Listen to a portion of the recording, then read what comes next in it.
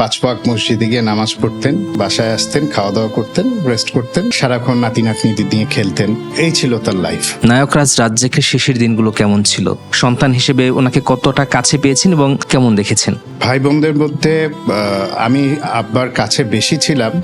আমি যখন বড় হয়েছি, আমার কৈশোর বা আমি যখন পড়াশোনা শেষ করেছি, তখন মোটামুটি আব্বার কাজের পরিমাণ কমিয়ে দিয়েছিলেন, উনি কাজ কম করতেন। তো ওই ফুল টাইমটা আমি পেয়েছি, সকাল থেকে রাত পর্যন্ত আব্বার সাথে থাকা, আব্বার সাথে বাইরে যাওয়া।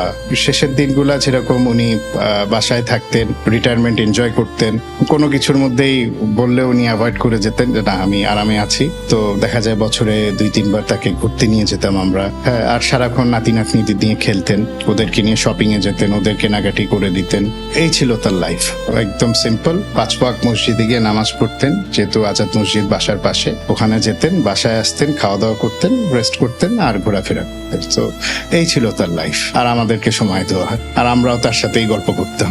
বাবার কাছ থেকে কোন পরামর্শগুলো পেয়েছেন যেটা আপনি ব্যক্তিগত জীবনে কাজে লাগাচ্ছেন, এবং সবচেয়ে মূল্যবান পরামর্শ কোনটা মনে হয়? উনি সবসময় একটা কথা বলতেন, বেসিক্যালি আমরা যে প্রফেশনে, যেহেতু আমরা সবাই মোটামুটি চলচ্চিত্রে কাজ করেছি, আমার ভাই, আমি, আপাতত, তো উনি একটা জিনিস খুব ভালো অ্যাডভাইস করতেন যে নতুন টাকার গরম আর দর্শকের হাততালি হজম করা খুব difficult.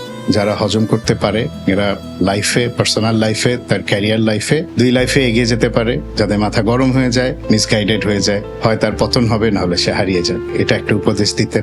Time and discipline second, উনি এই জিনিসটা সবসময় বলতেন, যাই করো মেনটেন ইউর টাইম, এবং লাইফে ডিসিপ্লিন রাখতে হবে যে না এখন আমি রেস্ট করব, আমার এখন দুনিয়ার আর কোনো কিছুর দরকার নেই, এখন আমার ফ্যামিলি টাইম, আমি আর বাইরের কারোর সাথে এখন সময় দিতে পারবো না, এখন আমার ফ্যামিলিকে টাইম দিতে হবে।